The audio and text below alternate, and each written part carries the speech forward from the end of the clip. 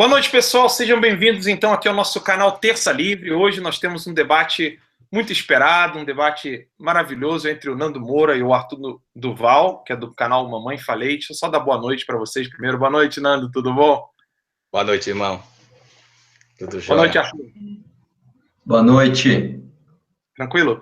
Bem, o debate, a regra já está aqui na descrição do vídeo. Eles terão 7 minutos para poder apresentar o tema.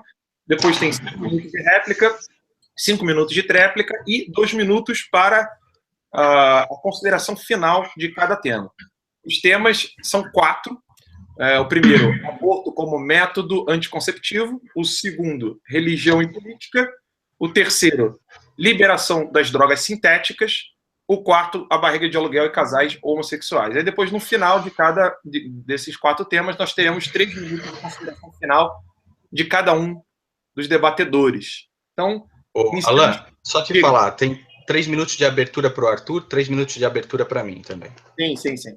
Então, vou dar agora aí os 3 minutinhos de abertura para o Arthur, e aí inicia quando ele começar a falar. Então, não vai iniciar quando eu disser assim, iniciando. E aí, ele falando, eu já coloco aqui, tá bom? Então, vamos lá. Arthur, pode iniciar. Fala, gente, beleza? Para quem não me conhece, eu sou o Arthur do canal Mamãe Falei. É o seguinte, primeiro, eu anotei umas pautinhas aqui para não esquecer de falar tudo. Eu acho que eu não vou usar todo o tempo, na verdade, o pessoal aqui pôs bastante tempo aqui para a gente falando, então, da minha parte, eu vou deixar bem aberto aí, se quiser, sei lá, até interromper, fica à vontade. Em primeiro lugar, é o seguinte, eu queria agradecer ao Alan por intermediar isso, queria agradecer mais ainda ao Nando, que foi um cara extremamente humilde. Eu conhecia pouco do trabalho dele, eu fui surpreendido a primeira vez quando ele fez um vídeo falando do meu canal, até um fã dele me mandou uma mensagem, falou, o Nando Moura falou de você, responde lá. Eu falei, ai meu Deus, lá vem, é briga. Aí quando eu fui ver, o cara foi super gente boa comigo, e muito da hora que o cara, sendo um conservador, abriu a porta para conversar com um liberal. Então isso mostra que o cara não tem preconceito e tá aberto à conversa, que eu acho uma coisa maravilhosa. Outra coisa que eu notei aqui, eu não vim com a faca nos dentes, eu não vim aqui para debater, igual eu fiz, por exemplo, no debate da Folha lá, que a gente está conversando com um cara que queima pneu na rua, que atrapalha a vida dos outros, de jeito nenhum, cara. A gente está conversando com uma pessoa que fez um canal no YouTube, pôs a cara para expor as ideias dele, que é uma coisa maravilhosa, e estamos aqui para conversar sobre o que a gente discorda, porque o que a gente concorda também a gente vai ficar rasgando de cedo um do outro aqui, não fica legal. Outra coisa também é o seguinte, eu queria abrir falando o seguinte, em primeiro lugar, eu vi que ele fez um vídeo falando do nosso debate, eu não tive tempo de fazer, desculpa, e ele até dá uma clipada num negócio que eu fiz aí, falando que eu sou fã do Cauê Moura, do Pirula, do Claro, lá tal, e eu queria deixar claro o seguinte aqui, ser fã não é concordar com tudo, tá? Principalmente do Cauê Moura, cara. O Cauê Moura é um cara que ele é total de esquerda, eu discordo de 90% das coisas que ele fala, mas eu sou fã do trabalho do cara, eu acho legal o cara gritar lá, engraçadão, tal, acho que é válido, acho que é um trabalho válido. E uma outra coisa também que eu queria abrir, na verdade, falando é o seguinte, eu sou liberal, e é diferente de ser libertário, né? O que é libertário? Libertário, na verdade, é aquele que acredita no Estado zero. Ele é o anarcocapitalista. Ele acredita numa anarquia dentro do capitalismo. E eu já sou liberal. Eu acredito que a gente deva ter um Estado, ainda que mínimo, mas a gente ainda deva ter algum tipo de Estado. Acho que é isso por já. Maravilha. Eu nem precisou terminar aqui e apontar o alarmezinho. Bem, Nando, sua vez agora. Boa noite, meus amigos. Boa noite aí, Mafabix, bandidos, todos aqui assistindo, né, seus danatinhos. Pois é, nós vamos fazer um debate, eu e o Arthur aqui. Eu falei para o Arthur aqui um pouco nos bastidores, né? Por mais que ele seja um liberal, eu oro muito por ele, né? Oro muito pela proteção dele, oro muito para que Cristo possa mostrar as coisas ao coração dele. Porque certamente ele vai ser uma liderança do nosso país no futuro. Entende? O canal dele cresce muito, ele será uma liderança. E algumas ideias que ele defende, eu acredito que são realmente ideias muito complicadas. Eu não sei se ele as defende, porque ainda não tenho conhecimento suficiente a respeito disso, e esse conhecimento talvez eu tente passar um pouco. Eu até falei para ele para deixar a mente aberta, porque no futuro, caso ele entre para a política ou qualquer coisa do tipo, esse tipo de posição que ele dependendo de como ele defender aqui, vai ser muito complicado para ele em um futuro. E aqui nós estamos falando principalmente de dois temas muito sérios, que é o aborto, né? A descriminalização do aborto para qualquer circunstância. Esse é um dos tópicos, eu sou contra, ele é a favor. E outro tópico é a liberação das drogas sintéticas, preste bastante atenção, estou falando de drogas sintéticas. Ele está fazendo o contraponto aqui. O Arthur é um rapaz novo, mas não tão novo quanto eu, né? Eu sou mais novo, jovial, assim. Mas tem mais idade do que ele, mas não muita também. Agora, isso é importante, tá? Eu não estou recriminando o Arthur por quem ele segue no YouTube dele e tudo mais, mas me decepciona um pouco. Uma das coisas também que me decepciona é que, para mim, não adianta ele chegar e falar que eu não concordo com o Cauê Moura, não concordo com o Pirula, quando os tópicos que ele está aqui se contrapondo são justamente os tópicos que esses caras defendem, né? Liberação de drogas sintéticas, aborto a qualquer hipótese. Pode deixar, Alan, que eu estou aqui sossegado no pé. Não precisa nem mostrar para mim. Então, eu acho que essa vai ser uma maneira interessante para demonstrar para vocês aí de casa, principalmente,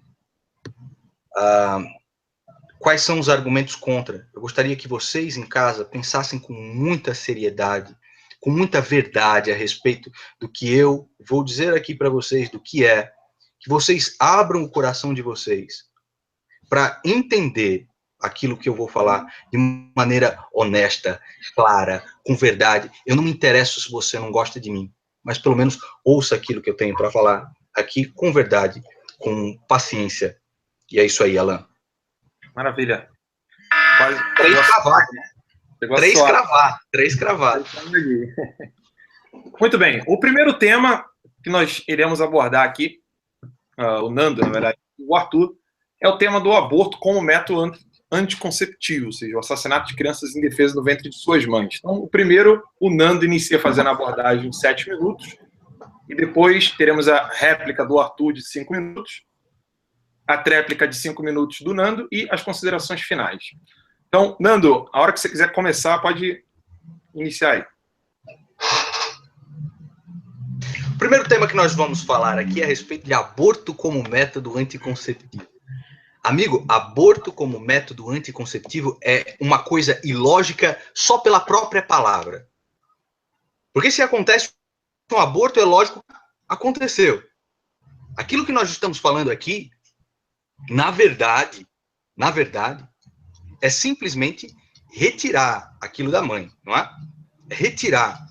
Bom, os outros tipos de aborto, eles não estão em debate aqui. Aborto como método anticonceptivo é uma definição muito porca do termo. É aborto a qualquer circunstância, inclusive até o 9º mês. Perceba o que isso significa. Vamos lá. O Arthur fez um vídeo no canal dele a respeito do aborto, que é talvez um dos vídeos mais infantis que eu já vi na minha vida, cara. E depois ele até pede desculpas por esse vídeo. Mas esse é um dos vídeos mais infantis que eu vi na minha vida. Primeiro ele diz que definição de vida é aquilo que nasce, reproduz e morre. Seres humanos, alfaces e um porco que se transforma em bacon estão no mesmo balaio. Se tudo nasce, reproduz e morre. E aí ele fala, o feto não nasce, reproduz e não morre. É lógico que não nasce, porque você não deixou ele nascer. E aí ele não vai nascer. Ele fala, uma criança nasce, reproduz e morre. Bom, a semântica da palavra criança, Arthur, é uma semântica muito ampla, muito complexa. Eu te pergunto, será que uma criança com 4 anos de idade tem condição de ter uma gravidez? Ou uma criança com 4 anos de idade tem condição de ter espermatozoides?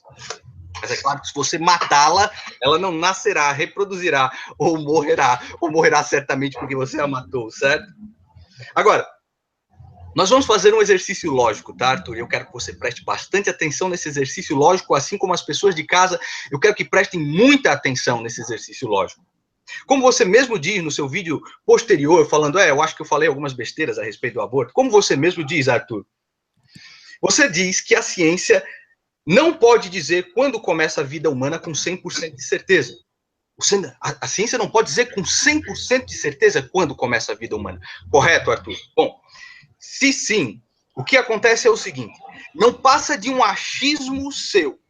Não passa de um achismo seu dizer que aquilo dentro da mãe não é vida. Agora, para esse nosso exercício lógico, se eu estou com um achismo meu, dizendo que aquilo é vida, e você com um achismo seu, dizendo que aquilo não é vida, certo, Arthur?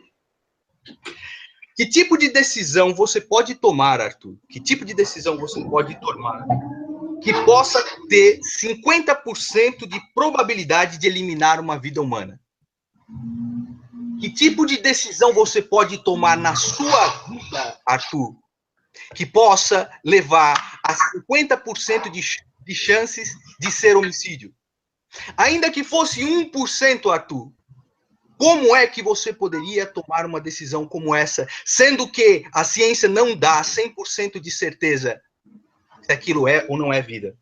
Mas esse, Arthur, é só um exercício lógico. É só isso, é só um exercício lógico. Porque a verdade é que aborto, ele é assassinato por definição semântica. Definição semântica da palavra aborto, morte do feto. Se você pegar um livro, por exemplo, e diversas pessoas me procuraram, ao saber que eu ia fazer esse debate, um médico me procurou, falou, não deixe ele usar o argumento de que aquilo não é vida. Ele não tem o direito de usar esse argumento, sendo que a maior parte dos livros de medicina, e aqui eu cito um, Embriologia Clínica, do Keith L. Moore, né, que é PhD em Stanford, um dos caras mais respeitados em biogênese e tudo mais, né? Ele diz, 100% sim, é 100%. Isso é uma vida, é uma vida. E vamos aqui excluir que você, Arthur, tem que me provar que aquilo dentro da mulher se transformará em um tamanduá paralítico, em uma lagartixa, em um saci pererê. Você tem que me provar que aquilo não é um ser humano. Porque a partir da 4ª semana, você já vê o coração daquele ser batendo, como eu vi do meu filho.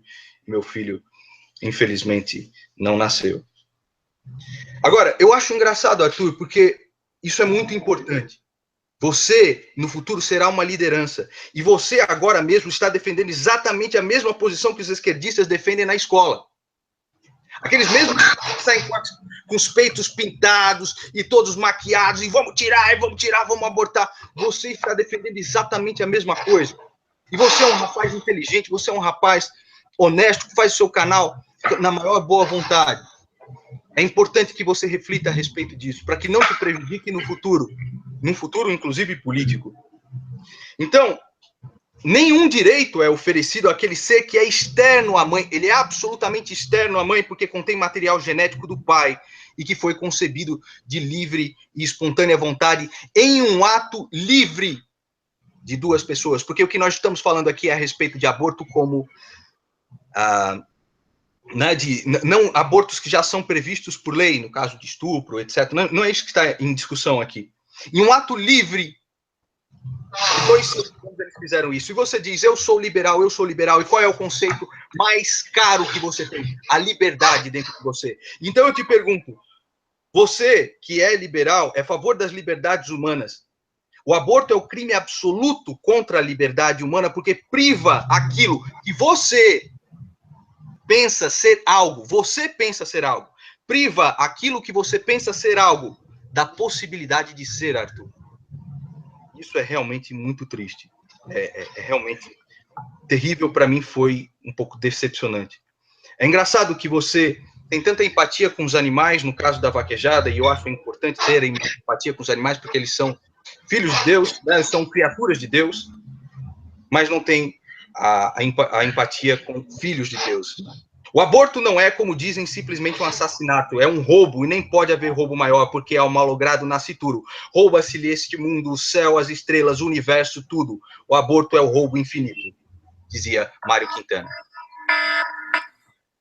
Deu tempo. Eu vou só pedir para mutar o microfone, caso você não esteja usando, tá? Vou pedir para o Nando e para o Arthur, porque assim, qualquer movimento que você faça com folha de papel, seja qualquer barulhozinho que você faça, não vai alterar no microfone professor. O meu tá bom ou o meu tem que mudar? Não, só quando você não estiver falando, aí você clica no microfonezinho ali. Rapaz, o meu não tem esse microfone aqui. Ah, Não tem, entendi. Beleza, entendi. Viu aí? Beleza. Agora foi passada já a apresentação, a réplica do Arthur de 5 minutos. Qualquer hora que você quiser começar. Legal. Bom, em primeiro lugar, eu queria dizer o seguinte, eu acho que é a coisa que eu preciso esclarecer antes de tudo. O aborto, ele não faz parte da pauta liberal, né? Eu tenho vários amigos, inclusive anarcocapitalistas, que pedem menos Estado ainda do que os liberais, que eles são totalmente contra o aborto. O aborto, na verdade, ele vem de uma convicção pessoal minha, e eu tenho a cabeça aberta para discutir isso, inclusive eu posso estar errado. Eu tenho a mentalidade de que, de repente, o que eu sou a favor pode realmente ser um assassinato. Da onde que a gente vai tirar isso? A primeira contradição que eu vejo quando o pessoal quer proibir o aborto a qualquer custo é o seguinte: o pessoal fala, não, mas em caso de estupro, aí tudo bem abortar. Não, mas em caso de um feto acéfalo, tudo bem abortar. Então eu penso o seguinte, peraí, se você acha que aborto é assassinato, então em caso de estupro, tudo bem você assassinar um bebê? Então eu vejo uma contradição isso logo de cara, né? Em segundo lugar é o seguinte, a gente vê de fetos acéfalos, no caso de fetos acéfalos, então quer dizer assim, se o bebê não tem cérebro, ele não é uma vida, cai na mesma contradição que eu caí quando eu tentei definir vida. E quem sou eu para tentar definir vida, né? Inclusive, eu fiz um segundo vídeo falando que eu mandei mal, a minha primeira definição de vida ficou bem genérica. Apesar de que o Nando Moura agora me contestando, ele falou, bom, então o alface não é uma vida? É sim, porque o alface nasce, se reproduz e morre, assim como um ser humano, ou um tamanduá paralítico. Mas, de qualquer forma, é isso. Uma outra coisa que eu queria deixar claro é o seguinte, quando eu falo que eu sou a favor de aborto, eu não aposto na chance de que eu esteja 50% certo, 50% errado. Essa porcentagem, ela está arbitrária. Quando você joga um dado e você acha que vai cair qualquer número, menos o número 1, por exemplo, você não está caindo na arbitrariedade de estar 50% errado. A sua probabilidade de estar certo é um pouco maior. Então, eu acredito que eu estou um pouco mais provável de estar certo, porque é o seguinte, a própria comunidade científica não chega numa conclusão de quando começa a vida. Alguns dizem que a partir da terceira semana, né, porque antes disso você não consegue nem saber se o feto vai se tornar um bebê, ou 2, ou trigêmeos, enfim, então dizem que é a partir da terceira semana. Alguns dizem que é a partir da 8ª semana, quando começa a ter ondas cerebrais, e nesse caso, eu deixo aqui exposta a contradição do acéfalo, quer dizer, se o bebê, então, é acéfalo e ele pode, então, sofrer um aborto antes da 8ª semana, por que ele não pode, se ele não tem nem cérebro? E na 24ª semana, que são o pessoal um pouco mais pragmáticos, que acham que antes da 24ª semana o feto não tem nem pulmões, então se você tirar ele do útero da mãe, ele não sobrevive, então ele não pode ser considerado uma vida plena, independente da mãe. Eu, sinceramente, não tenho a minha opinião 100% formada, tenho a cabeça aberta para discutir isso, mas eu tenho uma visão um pouquinho mais pragmática. Eu acredito que um zigoto, quando até aquele negócio que você falou, o Cauê Moura, por exemplo, ele defendeu isso, falando, se aborto é assassinato, então punheta é genocídio. E eu vou te dizer, a pior coisa que existe é quando uma pessoa está defendendo algo que você também defende da maneira errada. Porque você pode ser rotulado defender aquilo daquela mesma maneira, e eu discordo disso. Só que eu também não tenho preconceito com quem defende a mesma coisa que eu. Então, por exemplo, se tiver um esquerdista lá defendendo um monte de coisa e por algum problema mental que ele tenha, ele esteja defendendo menos imposto, eu vou abraçar a causa e falar, não, vamos defender menos imposto também, né? Que não é o caso aqui. Enfim, então, assim, a minha conclusão é mais ou menos essa. E em relação ao vaquejado, é o seguinte, cara, eu, sinceramente, não consigo ver a relação entre eu achar que um zigoto não é vida, lembrando que um zigoto é algo microscópico, se eu pegasse ele na mão, eu nem veria, né? De você abominar, você pegar um quadrúpede de meia tonelada e ficar puxando ele pelo rabo para se divertir, para ele cair e se machucar. Então, assim, cara, eu acho, sinceramente, que a vaquejada é um tipo de crueldade, é você, em 2016, querer se divertir às custas do sofrimento de um animal. Eu mandei mal no meu vídeo quando eu xinguei o pessoal, não é meu estilo, peço desculpa por isso, mas eu não vejo que isso se assemelhe a algum tipo de crueldade com bebês, né? Como eu falei, pode ser que eu esteja errado, pode ser que amanhã eu pense e fale, não, realmente o zigoto é uma vida. Mas, por enquanto, eu ainda não tenho informações suficientes para alegar, assim, com toda a certeza que não, o zigoto é uma vida e nós devemos defender, mesmo porque hoje em dia a gente sabe que isso também não é um argumento final, mas hoje em dia no Brasil a proibição do aborto leva muitas pessoas a fazerem de maneira clandestina, levando à morte muitas mulheres. Então eu acho que a maior arma contra o aborto seria, na verdade, educação e informação, ao invés de uma proibição simplesmente dura e rígida a 100%, assim. Maravilha. Nem está precisando tocar aqui, então, um alarmezinho. Agora, nós vamos, então, para a tréplica do Nando, também de 5 minutos. Iniciando... Tem que desmutar o microfone, hein, Nando? Desmutei. Ah, beleza. Pode iniciar a hora que quiser. Calma aí, deixa eu reiniciar meu cronômetro aqui para que eu tenha a marcação também. Bom, primeiro o Arthur fala que o aborto não faz parte da pauta liberal. Arthur, para mim não interessa, para mim importa que faça parte da tua pauta. E para mim importa que eu possa mostrar às pessoas o quão errado é isso, tá? Eu gostaria que você depois pudesse refletir muito, cara. Você pudesse refletir muito, porque como eu falei, você vai ser uma liderança. A respeito do... Ele não está em discussão aqui, mas já que você citou, por exemplo, aborto no caso de estupro, Arthur, a culpa, caso aconteça um aborto, é 100% do estuprador. É claro que da perspectiva do feto, do embrião, nada muda.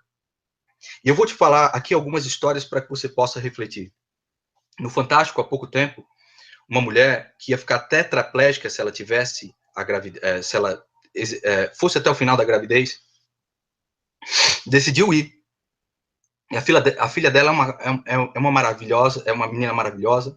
Ela foi ali lutar pela esgrima, né, pelo Brasil, orgulhando o Brasil, foi reportagem do Fantástico.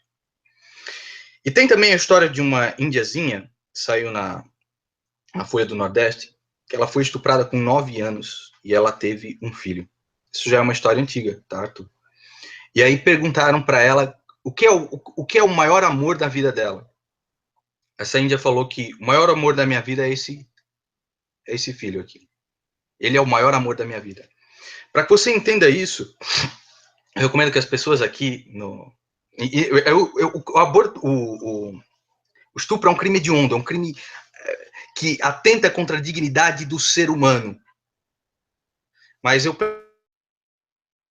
penso que crime, eu não sei como seria. Portanto, mantenha a minha opinião isenta aqui. Peço para que assista também um filme chamado O Quarto de Jack. É um filme muito interessante. É uma mulher que foi raptada e ela sofreu abusos sistemáticos e ela tem um filho. É também a salvação dela, não só a salvação psicológica dela, mas como a salvação dela daquele cativeiro. Então são coisas para que você pense, Arthur, para que você possa refletir, para que não fique 100% engessado a tua percepção sobre isso. E uma outra coisa a respeito da anencefalia e tudo mais, eu gostaria que todo mundo aqui que estiver vendo esse hangout pudesse pesquisar. A man who lives without 90% of his brain is a challenge. Né? Então, um homem que vive sem cérebro, o cara não tem cérebro. O cara não tem cérebro, só tem 10% do cérebro. No entanto, a vida dele é absolutamente normal. Caso a mãe tivesse optado por aborto, estaria morto. Agora, eu acho engraçado, cara. Você quer que... eu sei que você não tem a certeza, mas você precisa convencer as pessoas. Eu não posso acreditar no cara que acreditava 2 semanas atrás que o Mandela era um mito.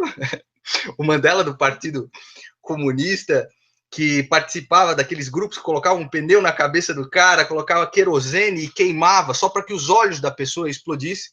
Você quer que eu acredite na sua incerteza de que aquilo é uma vida, ou que eu acredite na certeza do Dr. Keith L. Moore, PhD de Stanford, que diz com 100% de certeza, sim, é uma vida.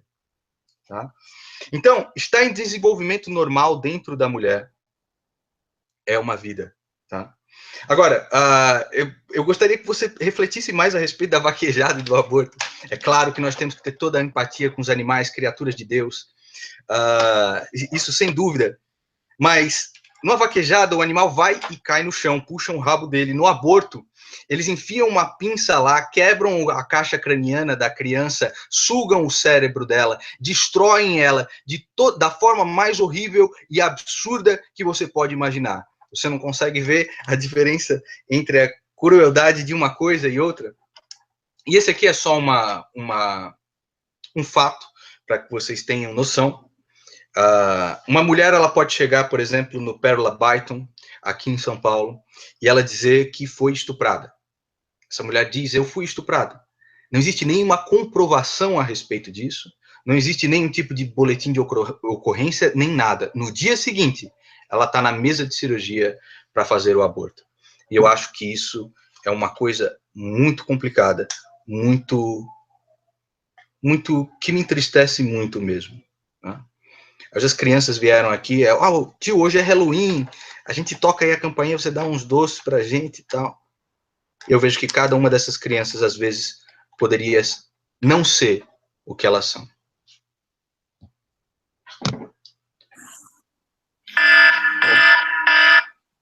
Estourou aqui já. Agora, as considerações finais do Arthur, que são de 2 minutos. E aí você pode iniciar a hora que quiser, Arthur. Bom, em primeiro lugar é o seguinte, cara, o Nando Moura é um cara que eu vejo eu vi poucos vídeos dele, mas eu não acho que ele faz esse tipo de coisa com frequência, que é apelar para o argumento da emoção, cara. Isso aí não fica legal, cara. Você fala, ai, nossa, eu olho as crianças lá e eu vejo que cada uma delas não poderia ser. Isso aí é você apelar para a emoção. Eu tô discutindo aqui uma coisa extremamente, tentando focar na lógica, né? Que você foi anotando, eu fui falando aqui, você foi falando, eu fui anotando. O negócio é o seguinte, em primeiro lugar, esse negócio do Pérola Byton que você falou, cara, se fosse tão fácil assim realizar um aborto, eu não vejo por que a gente teria um problema aqui com tantas mulheres morrendo em clínicas clandestinas. Então, eu acho que essa informação deve ter alguma distorção aí no meio. Uma outra questão do Mandela. Do Mandela é o seguinte, eu citei no meu vídeo, foi um exemplo, talvez infeliz, mas foi um exemplo que, na verdade, eu quis passar assim. Cara, você quer citar um mito? Pelo menos pega alguém que já morreu, para você não correr o risco de pegar alguém em vida que vai fazer uma merda depois, né? Eu não tenho nenhuma opinião formada 100% sobre o Mandela, enfim, posso ter mandado mal nisso, mas não era, foi um exemplo que eu dei, talvez infeliz, talvez feliz, mas não é a questão principal aqui. Outra coisa que você falou é sobre acreditar em mim ou acreditar nesse especialista específico que você citou. Cara, nesse caso, é o que eu estou te falando, eu poderia dar outros exemplos de outros especialistas que, então, concordam que a vida começa em 3 semanas, em 8 semanas e 24 semanas. Basta a gente escolher um e arbitrar qual que a gente vai achar que tem mais autoridade para falar sobre aquilo, o famoso argumento de autoridade. E uma outra questão é o seguinte, cara, a contradição da lei, cara, em relação à vida de um acéfalo ou à vida de um possível feto abortado, enfim, isso aí eu não estou discutindo aqui, o que eu estou discutindo é justamente a contradição na lei, cara, a contradição de você generalizar tudo e colocar uma lei barrando todos os tipos de aborto, mas não, em caso de estupro você pode, então quer dizer, é aquela mesma história, do ponto de vista do feto, acho que fica totalmente indiferente. Já acabou, né, o tempo. Acabou, então, o primeiro tema aí, sobre o aborto como método anticonceptivo. E agora nós iremos para o tópico número 2, religião e política. Lembrando que são 7 minutos da apresentação do tema, depois nós teremos os 5 minutos de réplica, 5 minutos de tréplica e os 2 minutos de considerações finais. Arthur, você inicia esse tema, e aí você pode começar a hora que você quiser. Beleza, na verdade acho que 7 minutos é muito, vou tentar resumir aqui as minhas ideias. O negócio é o seguinte, em primeiro lugar, o que eu queria falar sobre isso é que eu sou ateu, eu não tenho nenhuma religião, e eu espero que as pessoas não ajam com preconceito em relação a isso, porque existe muito tipo de preconceito religioso, independente da tua crença, principalmente quando você não tem crença que você é um ateu, né? Eu sou um ateu agnóstico, para quem gosta desse tema sabe que é diferente você ser um ateu gnóstico de um ateu agnóstico, eu sou um ateu agnóstico. E uma coisa que eu vi do Moura, que é uma coisa que eu acho que, na verdade, ele pisa um pouco na bola em relação a essas coisas, cara, é assim, é na maior amizade, tô falando isso na maior gente boa aqui, Uma coisa que ele até concordou com o Bolsonaro é o seguinte, que para você ser uma pessoa boa, você tem que ser uma pessoa temente a Deus, né? Ou seja, você tem que ter medo das consequências divinas para você ser uma pessoa boa. E eu discordo disso, eu acho que a religião não está ligada diretamente à moral, mesmo porque você tem vários exemplos de ateus maus e ateus bons. Por exemplo, Einstein, por exemplo, sei lá, Brad Pitt, Angelina Jolie, que são ateus e são filântropos, e você, sei lá, Charlie Chaplin, você também tem exemplos de religiosos bons e religiosos maus, independente da sua religião. E eu acho que a moral não está ligada à religião. A moral está muito mais ligada à índole da pessoa, que está ligada a empatias, né? Inclusive, o que é um psicopata? Um psicopata é um cara que não tem empatia, ele não sente a dor do outro. E nesse caso, existem psicopatas que fazem o mal para o próximo, e eles são crentes ou descrentes. Então, você vê que a moral está muito mais ligada à empatia do que a questões religiosas, né? Eu sou um ateu, e aí todo mundo fala assim, bom, então se você é a favor de um Estado laico, você é a favor de um Estado ateu, e eu não sou a favor de um Estado ateu. Por exemplo, eu não sou a favor de se usar dinheiro público para manifestações de orgulho gay. Eu também não sou a favor de dinheiro público para manifestações religiosas, sejam elas quais forem. Só que eu também não sou contra manifestações religiosas. Então, quer dizer, por exemplo, tem uma página no Facebook chamada Ateia, e esses dias estava lá o pessoal querendo fazer uma abaixo-assinado para proibir uma manifestação de não sei quem lá, né? Eu sou totalmente contra isso, cara. Se você tem uma religião, você quer se manifestar, vai lá, você não está usando o dinheiro público, não está atrapalhando ninguém. Então, essa eu acho uma grande diferença entre você ser a favor do Estado laico e ser a favor do Estado ateu. Um outro exemplo que eu posso dar é estar escrito na nota do nosso dinheiro, da nossa moeda corrente, Deus é fiel. Eu, por exemplo, sou contra isso. É um probleminha, desse tamanhozinho, que se dane. Eu acho que é muito mais importante a gente focar em questões econômicas do que isso agora. Mas eu acho que você ser contra ter Deus é fiel na nota, não é você ser a favor de um Estado ateu, mas sim do Estado laico, porque aí você não está colocando nenhum tipo de Deus na nota. A nota é só um papel moeda que não tem nada a ver com isso.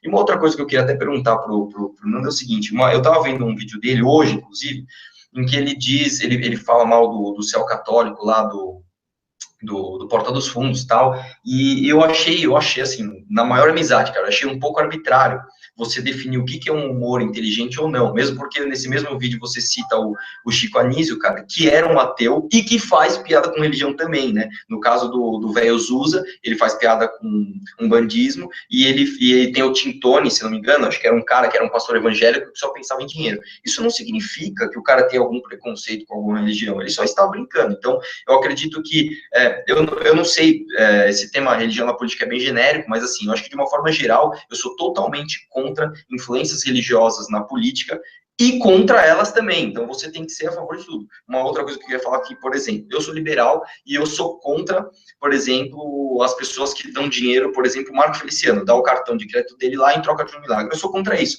Mas eu não acho que deva ter uma lei estatal proibindo o cara de fazer isso. Se você quer dar seu dinheiro para a igreja, você dá. Isso é você ser verdadeiramente a favor de um Estado laico e não de um Estado ateu. Eu não sei se esse tema está mais aqui para isso, mas eu acredito que seja esse o tom do discurso nesse tema. Acho que para mim tá o suficiente. Beleza, então. Ainda tinha 3 minutos ainda, mas vamos lá. Vamos agora a... Deixa eu cancelar aqui o relógio. Agora nós vamos para os 5 minutos, agora não mais 7, que é a réplica do Nando. Nando pode iniciar quando você quiser. Só um instantinho. Meu microfone está funcionando? Tá funcionando. Posso ter 7 minutos agora? 5, né? É que ele deixou de usar alguns minutos. Poderia usar? Não. Você que sabe. Aí é com ele. Não, então tudo bem. A gente não...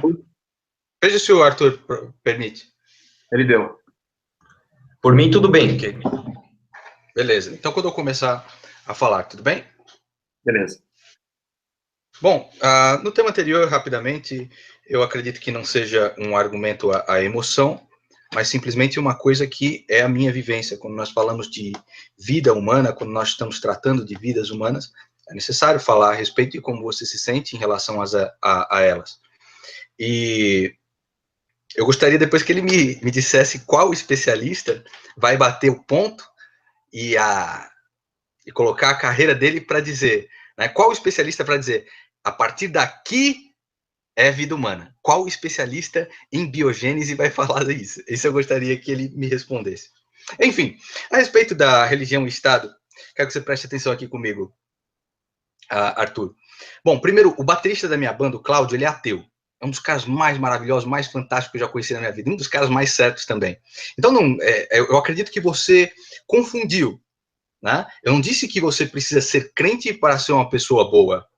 Eu disse que, ao observar a moral objetiva e ao observar a moral subjetiva, a crença te fornece ground, ela te fornece terreno para que você sustente uma moral objetiva. E isso não tem nada a ver com ser uma pessoa boa ou uma pessoa má. A pergunta que eu faço para o Bolsonaro, no começo daquele debate que nós temos, é justamente para que ele consiga me dizer se ele teme alguma coisa além dos homens. Se existe algum medo para ele além dos homens, né? Ou além da prisão, além de tudo mais. Agora, a respeito do Bolsonaro, eu tenho uma outra pergunta bastante interessante para você. Você falou no debate da Jovem Pan que você é contra o Bolsonaro e você é contra tudo que o Bolsonaro faz. Eu gostaria de que você me dissesse se você sabe quais são as propostas do Bolsonaro e quais são as propostas que você é contra. Que você pudesse explicar para as pessoas a respeito. Porque isso seria interessante. Quais são as propostas dele e quais são as propostas dele que você se opõe absolutamente. A respeito do Porta dos Fundos, cara, o artigo 208 da Constituição nos diz para nós, né, que escarnecer alguém publicamente por motivo de crença ou função religiosa, impedir ou perturbar a cerimônia ou prática de culto religioso, vilipendiar publicamente ato ou objeto de culto religioso, é crime. Eu quero que você entenda, Arthur, porque por mais que você seja ateu, agnóstico e tudo mais, eu sei que você provavelmente respeita muito a sua família, respeita muito a sua mãe, o seu pai, o seu irmão, não sei, ou pessoas, amigos que são do seu convívio. Para um cristão, não existe nada mais importante do que Cristo. Falar, escarnecer Cristo, para a gente é pior do que falar daquelas pessoas que são mais caras para mim, entendeu? Da minha mãe, falar da minha esposa, falar de filho, de pai. Para mim, isso é terrível, tá? Então, a respeito dessas indagações que você fez, é bem por aí. A respeito do Estado laico, eu gostaria de falar uma coisa. Primeiro, quem faz a divisão entre o sagrado e o Estado é o próprio Cristo, Arthur. E você tem todas essas divergências que você as tem e tudo mais, porque você vive em uma sociedade que tem bases, né, no cristianismo. Então, Cristo faz a divisão entre o sagrado e o Estado quando diz, dá a César o que é de César, dá a Deus o que é de Deus. E eu vou te fazer uma pergunta, e essa pergunta é muito importante, Arthur, que você reflita. Existe uma civilização no mundo que tenha acontecido sem que precedesse uma religião, sem que antes dela, né, ou desculpa, precedesse não, anterior a ela houvesse uma religião? Existe alguma civilização que não é calcada em alguma religião? Eu gostaria que você me mostrasse uma sociedade onde o Estado se constituiu sem ser em cima de um modelo religioso que o legitima e o orienta por dentro.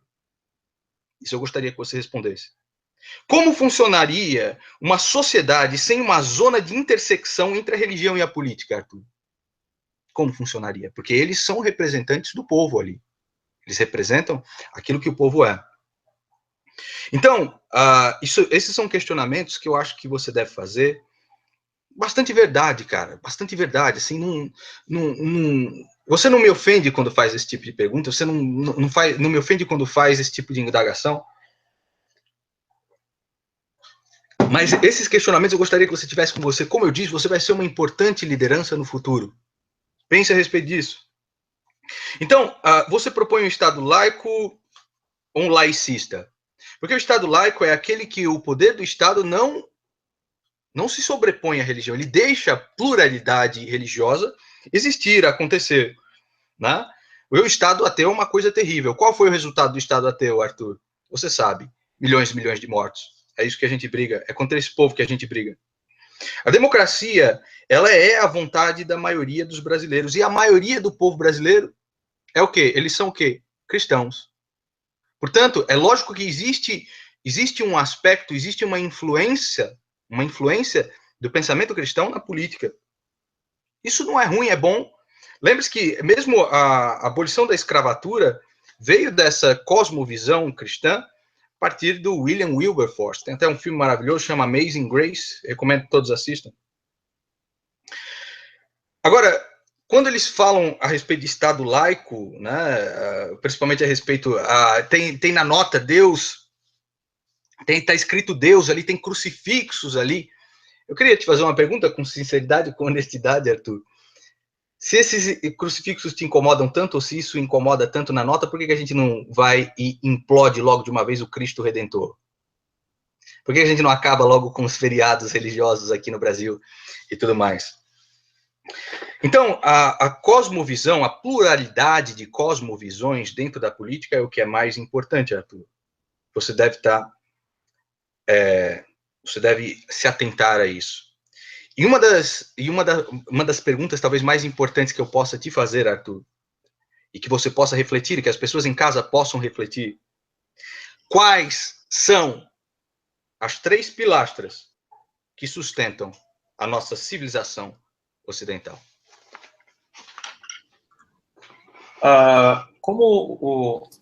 Orlando, acho que a gente pode dar também, além dos 3 minutos, a gente pode dar mais um para ele, né? Porque ele te deu 2 minutos, faltava ainda...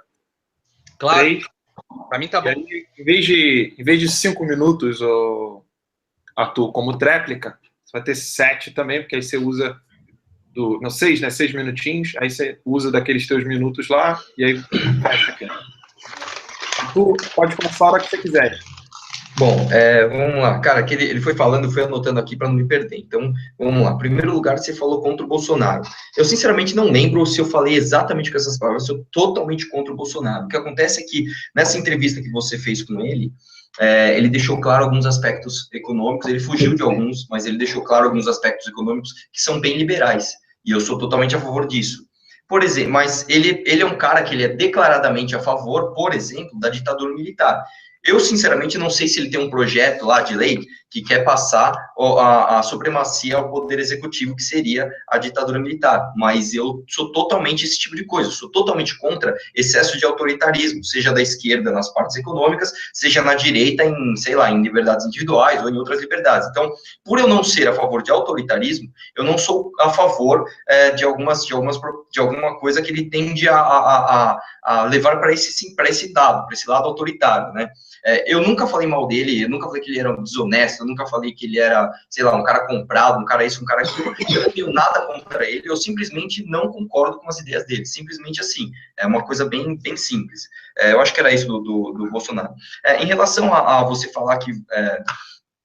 quando uma pessoa fala ou brinca com Deus, sei lá, te ofende profundamente, eu acho que isso é uma arbitrariedade sua. Porque, por exemplo, se você pegar para um muçulmano, nada é mais importante para ele do que Alá. E você fazer uma revista colocando o Alá lá, sei lá, ridicularizando ou expondo ao ridículo o Deus deles, é motivo para ele entrar na redação do jornal e explodir o cérebro de todo mundo. Então, eu fico um pouco desconfiado com isso, né? Poxa, o Deus do cara é tão poderoso, por que ele precisa do cara para entrar lá no jornalzinho e explodir o cérebro das outras pessoas? Então, isso fica uma coisa bem, bem arbitrária de cada um. Então, assim, eu acho que a gente cai naquele negócio assim, quem é que vai definir o que é uma ofensa religiosa de uma, entre aspas, ofensa comum? Existe uma religião chamada pastafarianismo, e acredite ou não, eles lutaram muito para conseguir ser uma religião onde eles acreditam que o criador de todo o universo é um macarrão com 2 almôndegas. Então, eu poderia, sei lá, fazer uma passeata zoando o macarrão, e o cara fala, não, você está zoando a minha religião, eu não quero que você faça isso. Da mesma forma, a gente tem religiões mais modernas, como a cientologia, por exemplo, que acredita que nós somos seres infectados por pequenos ETs, e se você fizer uma piada sobre isso, um cientologista poderia chegar e falar, não, cara, eu acho que você está desrespeitando aí um artigo da Constituição, então eu quero que você seja preso por 1 mês, que, se eu não me engano, a pena para esse artigo aí da Constituição é a detenção por 30 dias, né? Uma outra coisa que você falou, que é aí que eu acho que é bem complicado a nossa divergência. Você fala numa intersecção entre a religião e a política. E aí é que eu acho bem complicado. Que religião a gente vai pôr dentro da política? Todas ou só a sua? Né? Então, por exemplo, se você fala assim, não, eu sou cristão, eu sigo os ensinamentos de Cristo, e Cristo diz pra gente amar o próximo, diz sobre água pra gente amar o próximo, e para mim amar o próximo é, por exemplo, proibir o casamento gay. Aí vai chegar um outro cara falando, não, na minha religião é justamente o contrário, a gente acha que amar ao próximo, a gente proibir o casamento hétero, sei lá, tô dando um exemplo. Aí como que você vai definir qual intersecção é positiva ou negativa de uma forma religiosa, sendo que as pessoas, quando pensam em religião, elas um pouco fecham a cabeça, fecham a mente para questionamentos. Então eu acho, cara, que essa questão do humor, na verdade, é só um retrato de como as pessoas, às vezes, fecham a mente para conversar sobre religião. Como eu te falei, cara, você mesmo elogiou o Chico Anísio, que é um cara genial, ele era um cara ateu, você elogiou o Batista Sobanda, até aí, ok. Mas como que a gente faz para enquadrar o céu católico do Porta dos Fundos, infringindo esse artigo da Constituição, e não enquadrar o Chico Anísio com o velho Zusa ou com o Tim Tones, numa agressão à religião de outras pessoas? Eu acho que fica meio contraditório esse ponto. Outra coisa aqui que eu notei, que do Cristo Redentor e da nota, cara, eu nem tô acreditando que eu vou ter que explicar isso. Eu, como ateu, me incomodar com Deus é fiel na nota, cara, é muito diferente de eu, como ateu, querer explodir o Cristo Redentor. Você concorda comigo? Então, eu acho assim, se o Estado do Rio de Janeiro achou interessante investir em um monumento onde tem um Cristo de braços abertos, isso traz dinheiro para eles, cara, bom, fique à vontade, eu não tenho problema nenhum com isso. Acontece que, assim, se um dia um cara quiser fazer um diabo gigante, qual que vai ser o argumento que você vai ter para você falar, não, cara, o Cristo gigante pode, agora um bode gigante não pode. Sem ser argumento arbitrário e religioso, acho que fica bem difícil. E é por isso que eu acho que a política tem que ser totalmente laica, sem nenhum tipo de influência religiosa em nenhuma decisão política. Bom, eu tenho um minuto, é isso? Cara, sinceramente, foi isso que eu consegui anotar aqui do que você falou. Acho que eu vou passar esse 1 minuto. Acho que está respondido tudo. Tá, aí fica salvo esse minuto aí. As considerações finais agora desse tema fica com o Nando. 2 minutos. Nando. Posso ter esse minuto final, cara? Posso ter 3? Tá. Arthur? Tranquilo. Eu vou dar aqui os 3 minutos e iniciar a hora que quiser. Tudo bem. Deixa eu só retirar aqui e reiniciar meu cronômetro. Vamos lá. Bom, eu acho que, primeiro, a respeito do Bolsonaro, que você disse que ele é a favor da ditadura e tudo mais, eu acredito que compreender o período histórico não é a mesma coisa que você ser a favor de uma ditadura. Compreender que o nosso país estava realmente tomado ali por comunistas e de guerrilha e tudo mais, não é ser a favor da ditadura, é simplesmente compreender aquilo que aconteceu sob a luz da época, né? O artigo 208 do Código Penal, cara, como você falou, se for justamente para realmente manter as pessoas, né? A lei é essa, para manter as pessoas sem esse desconforto muito grande. É claro que a liberdade de expressão, hoje em dia, o juiz ele acredita que ela é maior do que isso, então eles deixam escarnecer à vontade, como o Porta dos Fundos faz. Agora, veja só, os muçulmanos é justamente isso, amigo, dá merda. Eles foram lá no Charlie Hebdo e mataram todo mundo. Nós, cristãos, o que eu faço? Eu sento aqui com você e converso. Eu, no máximo, falo bravo no meu canal. Você não vai ver uma pessoa aí que eu dei porrada na rua. Você não vai ver uma pessoa. Inclusive, como eu te falei, cara, grandes amigos meus são ateus. Chico Anísio é um cara que eu admiro pra caramba, é ateu. Para mim, o mais importante é o ateu não encher o saco, sabe? Não fazer proselitismo a respeito do nada. Como se o proselitismo a respeito do nada não fosse também uma crença, e é. Agora, quando você fala a respeito de um macarrão, e tem pessoas que seguem o macarrão como divindade e tudo mais, eu te pergunto, essas pessoas que seguem o macarrão como divindade, esse macarrão tem algum status civilizacional? Qual civilização surgiu a partir do macarrão? Agora, eu acredito que todas as religiões, elas devem ser toleradas e respeitadas quando essa religião não quer te matar.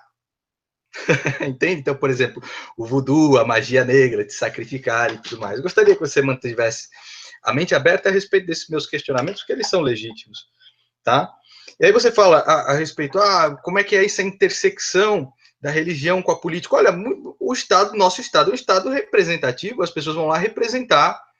Se tiver uma porrada de cristão ali, você tem a bancada rural, você tem a bancada evangélica, você tem a bancada dos católicos, você tem a bancada dos pró-vida, você tem a bancada dos gays, você tem a bancada de tudo, é um Estado representativo. Então, essa intersecção entre Estado e a política é a coisa mais natural do mundo. Você tem um Estado laico, mas você tem bagagens e cosmovisões políticas com os políticos que estão lá, correto, Arthur? Então, isso aí, tudo bem. E aí, quando você fala a respeito de Cristo, do Cristo lá, eu não engoli muito. Eu também não ligo, cara, se tem referências a Deus na nota ou não. Mas você, eu acredito que seja uma pessoa honesta e sincera, você não se incomodaria muito com isso, ou com um crucifixo numa parede, né? Terminando. Valeu, Nando.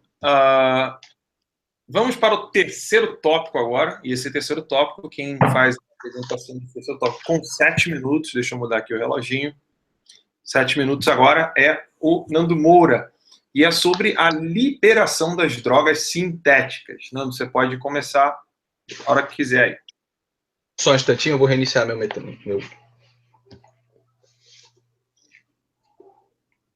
Valendo. Esse é um dos pontos que eu acho bastante complicado do Arthur, onde ele está aqui a favor da liberação das drogas sintéticas. A favor da liberação daquelas drogas que têm um altíssimo poder de viciar uma pessoa e de transformar ela em um escravo, em um zumbi. O Arthur, ele é a favor da liberdade individual, da liberdade de escolha, das liberdades individuais das pessoas. Pois muito bem, que liberdade individual teve esse indivíduo que perdeu a razão, que perdeu a capacidade de se autodeterminar e que não exerce nenhuma liberdade por causa disso, porque quem está fazendo isso é a droga por ele. Agora, o que eu digo é, todo ser humano tem um desejo absoluto, quase inexorável, irresistível de fazer merda. Merda. Quantas vezes você já fez merda na sua vida, Arthur? Quando você era adolescente, pegava lá uma cerveja, puta, aqui eu tô com a cerveja aqui perto das gatinhas. Ou colocava um cigarro na boca só para falar que era isso mesmo. Ou fez alguma coisa muito radical. Você falou, caramba, eu podia ter quase perdido a vida com isso. E existem momentos na vida dos seres humanos onde eles têm uma fraqueza absoluta, onde eles estão destruídos, onde eles estão prostrados. E aí eles buscam uma alternativa fácil para poder esquecer. É justo que nesse momento de fragilidade, ou nesse momento de burrice, ou nesse momento idiota, a pessoa seja privada da sua liberdade ao se escravizar usando uma droga, Arthur? Essa pergunta é o que eu te faço. Porque ela não é só uma liberdade individual, é algo que faz com que todo o meio sofra junto. Você pergunte para um rapaz drogado, um rapaz que usa drogas, como a família dele sofre. Como o pessoal que está ao redor dele sofre. Como é complicado. Então, esse homem ele não escolheu escravizar só a si. Ele escolheu escravizar todo o seu meio. Imagine o custo para a saúde pública. Imagine o custo da saúde pública liberando as drogas sintéticas. De drogas menos danosas. Né? Então, por exemplo, sei lá, vamos supor a maconha. Quem disse que o traficante vende só maconha? Ele quer te fuder, ele quer te viciar, ele quer que você esteja ali toda hora. E eu estive nesse mundo do rock and roll, do heavy metal, eu sei como é. Eu sei como é. Então, nós temos um exemplo histórico do porquê isso não pode acontecer, que foram as guerras do ópio. E as guerras do ópio ocorreram no século XIX, na realidade 2 guerras, uma em 1939 e a outra em 1958, onde a população ficou absolutamente escravizada com o ópio. Que, na verdade, o ópio, o que a gente tem a variação do ópio hoje? A gente tem a heroína, que é uma variação do ópio, inclusive foi inventada pela Bayer como um remédio para tosse, no primeiro momento. E nós temos a morfina. Os dois têm um altíssimo poder de transformar você em um dependente químico na segunda utilização. E diversas outras drogas também extremamente danosas. Portanto, proibição das drogas sintéticas, né? Nós temos a ideia ali com as guerras do ópio. E o que Mao Tse-tung fez quando assumiu com o comunismo em 1945 a China? Ele usou o ópio como arma. Ele mandava o ópio para aquelas cidades que ainda não tinham sido absolutamente subvertidas para o comunismo. E a China usa, inclusive, a droga sintética hoje como arma contra o Ocidente. Você procure aí no Google, você que está em casa vendo esse hangout, procure no Google, drogas China. Você vai ver o que está acontecendo lá. No país deles, nos países comunistas, principalmente os asiáticos, que sofreram imensamente com o ópio. Se o cara chega e vai fazer o tráfico de drogas lá, ele é morto. Matam o cara. Agora, eles mandam a droga para os outros países, e se você é esse traficante que mandou para outros países, a pena é quase nula para você. De tão perigoso que a droga é. Eu já morei na Holanda, então eu, mais do que ninguém, sei o que a liberação da maconha fez com a Holanda. A Holanda é um país que quando você vai para Amsterdã, você não aguenta. É aquele turismo de drogados, é o turismo da droga. E aqueles caras, quem foi para um metrô de Roterdã sabe, aqueles caras que vendem a maconha, eles vendem também drogas muito mais pesadas. E aí, no caso de liberarem essas drogas sintéticas, quem você acha que já domina os meios de produção, de distribuição e de comercialização? Porque são eles que vão dominar o mercado. E aí você faz o quê? Anistia todos os traficantes de altíssima periculosidade que foram presos? Agora, eu sou músico. A gente gasta um dinheirão para fazer um CD legal, com um encarte legal, bonito, né, interessante, com uma capa, gasta com tudo. Quem disse que esses filhos da puta compram um CD original, porra? Os caras vão atrás do CD pirata, sempre foi assim. Então, ter um mercado legal, ter um mercado regulado, não quer dizer que o mercado negro dessa mesma substância não continue existindo e, além do mais, existindo com mais força e dificultando qualquer tipo de policiamento a respeito desse hábito. Então, para terminar, eu acredito que não existe nenhuma liberdade de escolha.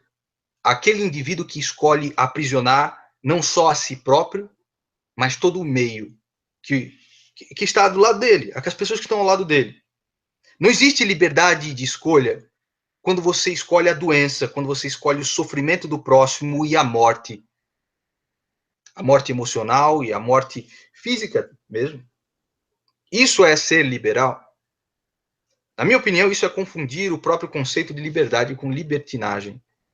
Se você for a uma prisão e você perguntar para os assaltantes, para os homicidas, para aqueles que cometeram latrocínio, estupro, 80% deles consumiram algum tipo de droga.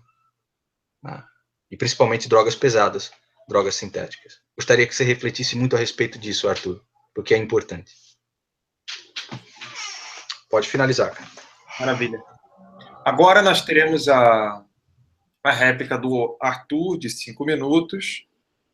Pode iniciar a hora que quiser, Arthur. Opa, só vou pedir um favor, cara. Eu fui anotando as coisas assim. Nesse tema, eu acho que se ele permitir, talvez se eu passar um minutinho para dar um desconto aí. Eu não sei se eu vou tentar resumir aqui em 5. Vamos ver se chega. Pode ser? Bom, rapidinho, só voltando a outro tema, eu não ia fazer isso, mas na outra vez ele fez, então assim, ó, é que sobre a religião, eu acho que está muito claro aqui, para todo mundo que está assistindo, que está bem assim, ó, o Nando está falando assim, ó, tudo que é cristão é bom, tudo que não é cristão não é bom. Mesmo porque eu poderia citar diversos exemplos aqui de como o cristianismo fez também mal para a sociedade. Eu não tenho uma conclusão aqui para falar se ele fez mais bem ou mais mal, mas, por exemplo, eu posso citar a Inquisição, enfim, e depois ele fala, bom, o pastafarianismo tem alguma civilização baseada no pastafarianismo? Então, assim, se você usar como critério uma religião ser válida, por ela ter uma civilização baseada nela, tem várias religiões que não têm uma civilização baseada nela e são religiões expressivas aqui dentro do Brasil. Então, a gente teria uma briga dentro daquela intersecção de religião e Estado, que eu não acho que seria um debate positivo. Agora vamos voltar para o tema aqui de drogas sintéticas.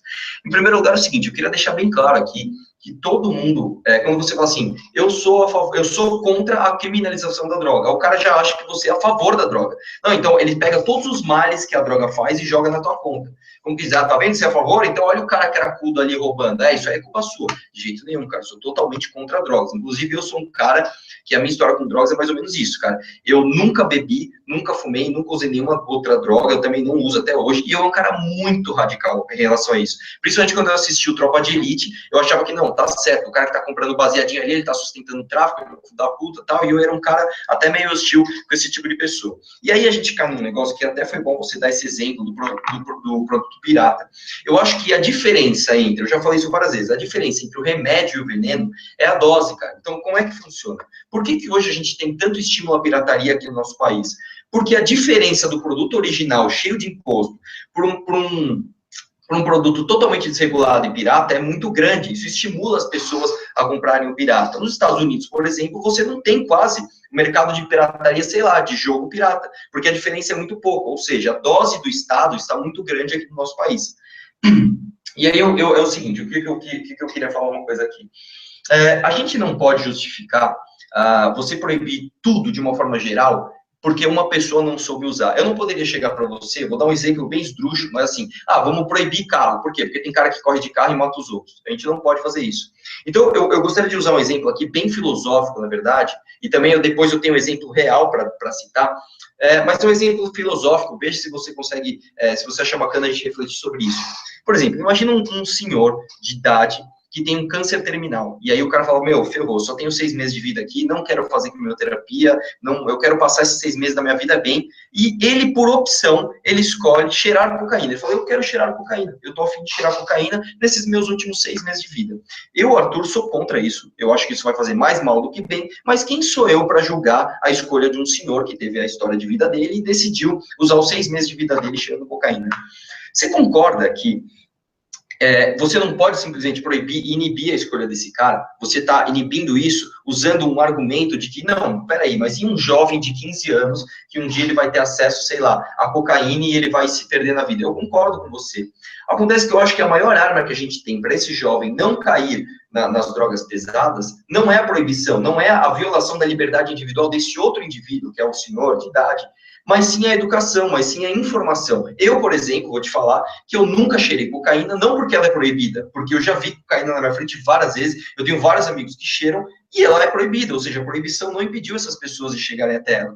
Só que eu também não... Então, assim, então eu acho que isso é uma coisa ineficiente, você pegar o outro senhor lá do outro extremo e inibir a liberdade individual dele, escolher a droga que ele quer usar, para você justificar o não acesso à droga de um cara vulnerável, no caso de um adolescente.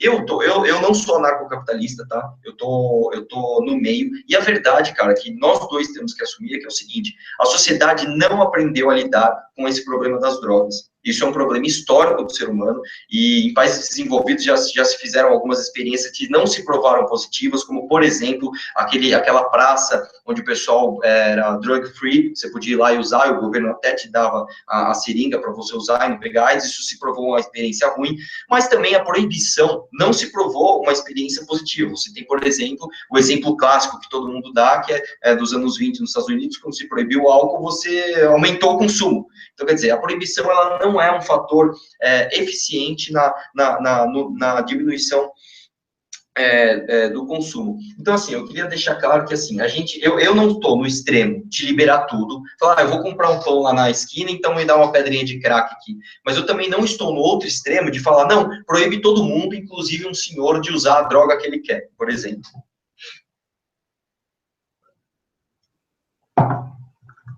Deu tempo certinho, não vai precisar de usar, então, 1 minuto, né?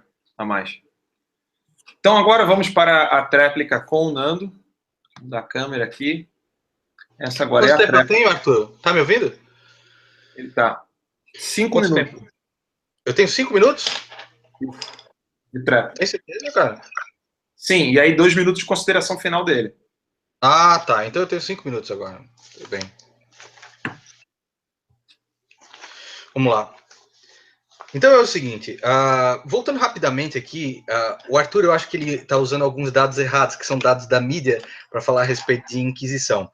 Você que está em casa, procure agora, por exemplo, no seu Google, Inquisição bicicletas infantis. É isso. Inquisição, espaço, bicicletas infantis. Você vai ver que a Inquisição espanhola, que foi a mais terrível delas, matou menos que bicicleta infantis. Outra coisa interessante que você poderia procurar também é o Livro Negro da Revolução Francesa. Por que o Livro Negro da Revolução Francesa?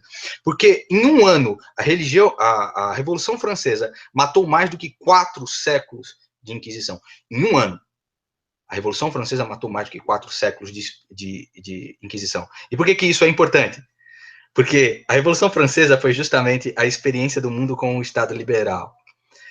Bom, enfim, esses dados são legais de você pesquisar, porque muitas coisas que você ouve ou que você aprende são mitos. Né? Eu não estou dizendo que diversos crimes não foram cometidos pela religião, eles foram sim cometidos em diversas partes do mundo, mas dimensionar e entender a proporção disto na história é muito importante. Por exemplo, as cruzadas aconteceram como uma guerra defensiva depois de 4 séculos aí de assassinatos e tudo mais.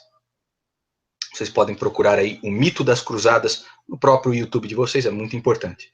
Enfim, aí ele usa o exemplo aqui de uma pessoa que não soube usar a droga. Você pode pegar o exemplo de uma pessoa que não soube usar e aí você vai proibir. Então, Arthur, eu não estou usando o exemplo de uma pessoa, eu estou usando o exemplo da China inteira, durante o século XIX e o século XX. Uma população absolutamente escravizada pelo ópio, absolutamente destruída pelo ópio, que foi usado, inclusive, como arma por Mao Tse-tung para fazer dobrar, né, aqueles que não se ajoelhavam perante o regime comunista. Por isso é muito importante, Arthur, porque nós lutamos demais para tirar a Dilma de lá. Não sei se você conhece meu canal desde o começo, mas eu devo ter sozinho, devo ter levado para a rua mais pessoas que o MBL inteiro. Eu sozinho. Só uma pessoa com a merda de um celular em cima de um porta-partituras. Eu sozinho. Nós não podemos tirar aquela marmota de lá, entendeu? Para que, através... O Temer, ele não está nem aí, ele não está nem aí por ideologia. Para que, através disso, de uma pessoa que tem um pano branco de ideologias, toda aquela agenda que a esquerda deseja, por exemplo, através de você, que futuramente vai ter um cargo político. Tá entendendo? Por isso que é tão importante eu ter esse debate com você aqui agora, para que você reflita a respeito disso. Porque senão nós trocamos 6 por meia dúzia, Arthur. E você vai estar lá defendendo algo que é absolutamente terrível, que avilta contra a própria dignidade do ser humano. Nesse caso que você usa do exemplo do Senhor, no exercício filosófico, nos últimos 6 meses de vida, ele vai lá e decide usar a cocaína. Pois muito bem. A droga, ela funciona muito bem quando você está isolado no seu quarto ali, fechadinho, usando a cocaína ali, tá ótimo, cara. Mas em uma situação real, você tem todo um efeito de cadeia, um efeito em cadeia, que vai simplesmente dimensionar isso em um novo escopo, em uma nova ótica, em um novo entendimento. Esse senhor que nos últimos meses da vida, cheirando cocaína, pagou certamente um traficante. Esse traficante usou o dinheiro para comprar armamento. Ele deu o armamento numa criança de 6 anos de idade. Esse armamento na mão de uma criança de 6 anos de idade acabou com uma bala na cabeça da mãe. Então, quando você reduz o seu escopo e fala, olha só, aqui dentro desse quarto, vendo esse velho fumando cocaína, cheirando cocaína se cheira, no final da vida não fez mal para ninguém. Quando você abre o seu escopo, Arthur, aí é que você pode dimensionar o tamanho da catástrofe. As drogas, como eu digo novamente, não é um ato de liberdade do ser humano, é um ato de aprisionamento do ser humano. E é por isso que nós, conservadores, divergimos tanto das ideias liberais ou libertárias, principalmente as dos anarcocapitalistas. E é isso aí, meu amigo, suas considerações finais. Valeu, Nando. Então, agora 2 minutos de consideração final. O Arthur pode ir quando ele quiser. Cara, até agora eu acho que eu não usei meu minuto, mas acho que dessa vez vai, hein? Pode ser, se for nessa aqui, porque 2 minutos é bem curto. Pode usar. Pode usar. Botei 3 aqui. Bom, então vamos lá, eu vou tentar ser bem rápido aqui, rebater todos os pontos. O primeiro é o seguinte, você fala da China, da guerra do ópio, cara, eu concordo com você. A questão é o seguinte, você não pode pegar todo esse tema da China e jogar na minha conta, falar, tá vendo, ó, você é a favor de transformar o Brasil na China da guerra do ópio. De jeito nenhum, cara, mesmo porque eu desconfio tanto do Estado para administrar as drogas, que eu posso até usar o exemplo contrário. Quando, por exemplo, na Segunda Guerra, o exército alemão usava metanfetamina para ficar estimulado para ir lá e matar os aliados. Então, assim, por justamente eu não confiar no Estado, que eu não acho que é o Estado que sabe dizer a medida entre o que eu estou idealizando naquele velhinho fumando e a proporção disso que isso vai ter na sociedade. Uma coisa que eu tinha notado aqui e não falei é o seguinte, quanto a anistiar os traficantes, eu não acho que os traficantes são bandidos por traficarem drogas. Eu acho o contrário, eles traficam drogas por serem bandidos. Ou seja, qual que é a diferença? Não é que o cara é super bonzinho, ele é um cara de bem, aí ele fala assim, pô, deixa eu comprar essa maconha aqui, vender aqui, aí ele se corrompe e começa a matar e sequestrar. Não, ele é um bandido, ele é um cara que não tá nem aí pros outros, e ele fala assim, como é que eu vou ganhar dinheiro? Qual é o jeito mais fácil de ganhar dinheiro? É vendendo drogas. Por quê? Porque o Estado proíbe. Então, hoje, o monopólio do mercado de drogas, que é um mercado que a gente não pode fechar os olhos, você não pode fingir que não existe. Você não pode falar assim, o ser humano, a partir da proibição, não vai mais usar drogas. Você não pode fazer isso. Você tem que lidar com essa realidade. Qual é a melhor solução? Liberar tudo ou proibir tudo? Eu não sei. Eu sei que a gente tem que encontrar um diálogo aqui no meio. A sociedade hoje ainda não encontrou uma solução ideal para tal. Né? E eu acho que isso não justifica você proibir, nem que seja dentro da casinha dele lá, o velhinho usar a droga dele que ele quiser. Tem um outro exemplo também, que é um pouco menos filosófico, é um pouco mais prático. Eu tenho um amigo que teve um trauma, a namorada dele faleceu, ele ficou muito mal, era uma noiva dele, e ele não queria tomar remédio de jeito nenhum, porque a mãe dele era viciada em remédios de ansiedade. E aí o psiquiatra, o psicólogo dele falou assim, cara, faz o seguinte, cara, compra um vaporizador de maconha e você vai vaporizar essa maconha de segunda e de quinta-feira durante 6 meses. Ele fez isso e sarou. Se isso é bom, se isso é ruim, eu não sei, cara. Eu sei que eu e você não somos ninguém, nem o Estado, para definir que tipo de droga esse cara pode usar. E eu acho mais esquizofrênico ainda você falar, criminalizar tanto a maconha ou outras drogas sintéticas, mas liberar o álcool. Não, libera aí. Pô, tem tanta gente que bebe, dirige, mata e o álcool é liberado. E aí o argumento mais usado para isso é que, não, o álcool está na sociedade há mais tempo. Mas e daí? Só porque está mais tempo, então você pode liberar um e proibir outro? Eu acho que não é o caminho por aí. E uma última coisa que eu queria falar, cara, que é o seguinte, você tem muita essa mania de jogar o liberal para similarizar ele com a esquerda. Não, ó, você está defendendo pauta de esquerda, está defendendo pauta de esquerda. Eu acredito que não adianta você tirar a extrema esquerda e colocar a extrema direita. Você ainda vai estar nos polos. Eu acho que a gente tem o pessoal aqui do meio, ó, que quer conversar. Então, acho que a gente tem que olhar todas as ideias sem preconceito. Já era? Termina rapidinho. Então, eu vou terminar aqui rapidinho. Eu sou um cara que eu sou livre de preconceitos. Se eu estou defendendo uma pauta que um cara de esquerda defende também, beleza, vamos defender isso junto. Isso não significa que eu compartilho com as ideias marxistas dele, certo? Só mais uma coisinha que eu queria falar. O negócio da Revolução Francesa, cara. A Revolução Francesa pode de ser um exemplo liberal. Mas tudo bem, era só isso. Beleza. Vamos agora para a barriga de aluguel. Quero fazer aqui, então, a propagandinha do Terça Livre, né? Pedir para o pessoal que está assistindo aí curtir o vídeo, divulgar, né? Ainda dá tempo de pegar o debate. Muita gente está perguntando, às vezes, no Twitter aqui, estou recebendo notificação. Dá tempo. Convido o pessoal, compartilha, curta o vídeo também, inscreva-se no nosso canal. O último tema aqui, então, agora, barriga de aluguel de casais homossexuais. O Arthur vai fazer a abertura do tema com 7 minutos. Aí depois vem o Nando com a réplica, 5 minutos, o Arthur com a tréplica e os 2 minutos de consideração final. Deixa eu só colocar o reloginho aqui, Arthur. E aí você já pode iniciar. Você tem 7 minutos, tá bom? Inicia a hora que quiser. Então vamos lá. Cara, só uma coisa que eu queria falar, na verdade, eu tô pra falar isso pro Nando faz tempo, cara. Eu já ia até mandar e-mail pra ele, que é o seguinte, cara. Ele sempre fala assim, que ele é um pouco contra o pessoal que edita vídeo e deixa os trechinhos de vídeo. Cara, eu sou um cara que faz muito isso. Os meus vídeos, eles são muito editados, justamente porque eu acho que quando a gente vai contar uma história, e isso acontece comigo, eu conto uma história 3 vezes pra câmera. Na terceira, ela sai mais curta. E quando eu edito, ela sai mais curta ainda. E como você pode perceber, eu sou um cara meio ansiosão, meio ligado no 220, eu gosto da informação bate-pronto. Então eu tento editar os meus vídeos para ele ficar muito curto. Eu tinha colocado isso no tema de drogas, porque ele falava, ele até zoou, o Cauê Moura falou que, pô, o Cauê Moura não consegue falar 3 segundos sem cortar o vídeo, é o efeito da maconha. Eu falei, eu vou linkar isso uma coisa com a outra, acabei perdendo. Mas vamos lá. Cara, sobre barriga de aluguel é o seguinte, eu não tive tempo de ver o seu posicionamento sobre isso, eu vi um vídeo agora, vindo para casa no caminho, onde você cita uma pesquisa, onde, se não me engano, me corrija se eu estiver errado, onde 2% das crianças adotadas por casais normais têm problemas de tristeza, de depressão e contato com drogas, enquanto que 20%, parece, acho que é de crianças adotadas por casais homoafetivos acabam entrando por esse ponto. Cara, eu acho esse argumento um pouco frágil, tá?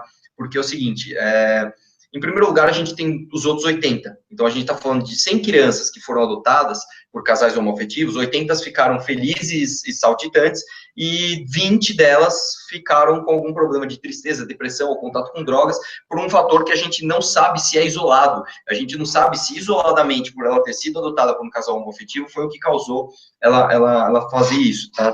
Então, assim, eu sou totalmente a favor de casamento gay. Eu acredito que nem eu, nem você, nem o Estado pode definir qual é o tipo de amor certo, qual que é o tipo de união que deva ser moral ou não. Eu não confio no Estado para dizer isso. E eu acho que assim, cara, eu tenho um pensamento um pouco pragmático, é o seguinte, tem tanta criança carente no mundo precisando ser adotada, por que você vai usar uma barriga de aluguel? Mas se a pessoa quiser, fazer o quê? Eu não acho que o Estado deveria, não, então você não pode contratar uma barriga de aluguel, vai lá e adota uma criança. Eu acho que fica a critério de cada um, mas eu acharia mais nobre a adoção de uma criança. E uma coisa que é uma máxima, né, do pessoal que defende a adoção de crianças por casais gays, é o seguinte, cara, toda criança, sem exceção, adotada por um casal gay, foi abandonada por um casal hétero, ponto final. Então, é uma coisa, assim, que a gente pode tomar isso como base do nosso argumento. Poxa, se um casal hétero é capaz de abandonar uma criança e um casal gay é capaz de adotar essa criança e dar amor para ela, dar todo o sustento de vida, por que não? Eu tenho 2 amigos, né, um da minha idade que foi criado por 2 mães, e eu tenho uma amiga da minha idade, um amigo da minha idade que é casado com um outro homem e queria uma filha, e eles são perfeitamente felizes. Então, eu me desprendo um pouco da figura tradicional da família como papel do Estado para definir o que a gente pode ou não ser, ou definir como uma família. Eu acho que é só isso. Ainda faltam 3 minutos aqui, 3 minutos e 40. Ah, cara, eu vou pedir então para, sei lá, se puder me dar esses 3 minutos de crédito no final, se puder, porque eu acho que eu não tenho mais nada para falar sobre isso. Eu sou totalmente a favor. Tá. Vamos dividir esses minutos aí então, Alan, para deixar justo. Metade para ele, metade para mim. Você tá cheio de barganhar, hein, Nando? Mas é capitalista, cara. Pode dividir. É capitalista. Tá parecendo mais uma entrevista do que um debate, mas é porque realmente, eu até peço desculpa, eu não preparei perguntas para fazer, tá? Eu tô meio que indo no ritmo de vocês aqui, e apesar de vocês dois serem conservadores, acho que tá bem legal, o papo tá bem bacana. Vamos dividir aí, se quiser, vamos dividir. Obrigado, cara. Apesar de ser conservador, a gente não vai te matar, não, relaxa. A gente não vai na sua casa jogar bomba. Vamos deixar uma Bíblia na casa dele, a Bíblia explosiva na casa dele. Ele vai vou manter os 5 minutos, e aí, precisando, a gente tá, Nando? Vamos agora, já tivemos a exposição, vamos agora à réplica de 5 minutos. Você tá me ouvindo, cara? Tô. Então espera um pouco só para eu ligar meu cronômetro aqui de novo, tudo bem? Só um instantinho. Metrônomo é como você ligar a guitarra. Bicho, dando aula direto, hoje mesmo eu dei aula pra caralho, foda. Vamos lá, iniciando então. Bom, primeiro, cara, eu não te odeio por editar os seus vídeos, entendeu? Vou te falar como é que eu faço os meus vídeos. Eu acordo antes de dar aula e aí eu falo aquilo que eu penso. Geralmente é sempre o primeiro take. Ou na parte do almoço, geralmente é sempre o primeiro take. Por que isso é importante? Para que você possa definir uma linha de raciocínio lógica do começo até o final. Então, fazer esse exercício já para todos vocês, para Cauê Moura, para Pirula e tudo mais, é importante para que vocês entendam como manter um raciocínio de maneira coerente. Pirula olá, pessoas da internet. Eu vou falar a respeito... Porra, cara, cara tem doutorado, o bicho não consegue fazer um vídeo de 13 minutos num raciocínio constante, é foda, tá? Bom, enfim. Faculdade brasileira é complicada. Enfim, eu acho que, voltando um pouco nas drogas, as leis da Indonésia eu acho que seria bom, né? Uma lei bem firme, né? Bem contra as drogas. Eu também acho meio injusto comparar álcool, por exemplo, com droga sintética como a heroína, que na heroína, em 2 utilizações, você está completamente zumbificado. Enfim, a respeito do casamento gay, isso não está em pauta aqui nesse nosso debate, né? É barriga de aluguel para homossexuais, nem mesmo a adoção está em debate. Mas, falando a respeito disso rapidamente, você, por exemplo, vai às ruas questionar muitas manifestações do PT e fala assim, tá aqui, eles votaram um impeachment, ó como eles votaram no Congresso. Imagine que acontecesse o seguinte, Arthur, que de uma canetada de um juiz, entendeu? Por uma canetada de juiz, de repente, a Dilma voltasse à presidência da República. Foi mais ou menos isso que aconteceu com o chamado aí casamento homoafetivo, né? Lembrando que era possível fazer esse tipo de contrato anteriormente também, né? Só que eles deram esses poderes plenos. Agora, como eu disse para você, se você tem uma sociedade democrática e uma sociedade, você precisa ouvir o que a população tem a dizer, aquilo que a população deseja fazer. Então, por uma canetada de juiz, o casamento, entre aspas, homoafetivo é legalizado, eu acho isso incorreto. É necessário que exista um debate no Congresso a respeito da Constituição para definir, né? Porque a Constituição ela é muito séria a esse respeito. A adoção ela não está em pauta, mas quando você tem uma fila enorme de casais heterossexuais, na adoção também, Arthur, que passam a competir em pé de igualdade com casais homoafetivos. Quando a gente fala do problema da barriga de aluguel, eu quero deixar bem claro, olha só, o meu candidato para vereador era homossexual. Um dos meus maiores amigos aqui era homossexual e o cara começou a defender Pinochet, eu falei, não, cara, aí não dá. Assim, eu não tenho absolutamente nada contra homossexuais, fiz até um vídeo aqui, meu filho é gay, um vídeo aqui que eu coloquei no canal, onde eu falo que se meu filho fosse gay, eu iria amá-lo acima de qualquer coisa, mas sem retirar aquilo que eu acredito, né? Sem deixar de acreditar nas coisas que eu creio. Enfim, a criança já tem um trauma psicológico gigantesco, cara, por ser adotada por casais heterossexuais. Existe um papel muito importante, que é o papel do pai e o papel da mãe. Hoje em dia, mesmo uma pessoa solteira pode adotar. Uma tia minha mesmo, ela adotou, né, uma menina e ela é solteira. O que acontece é o meu receio, e esse receio você não pode dizer que não é legítimo, Arthur, a respeito do psicológico dessa criança, entendeu? A respeito do o que poderia acontecer com essa criança, uma vez que os papéis familiares têm uma característica completamente embaralhada, ao meu ver, nesse caso.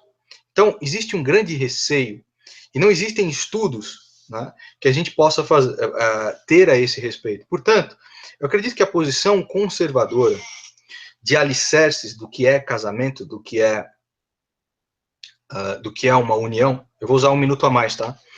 Seja muito importante. O casamento, por exemplo, em sentido religioso, é a união dos 4 amores na concepção grega, Eros, Ágape, Filéu e Storge.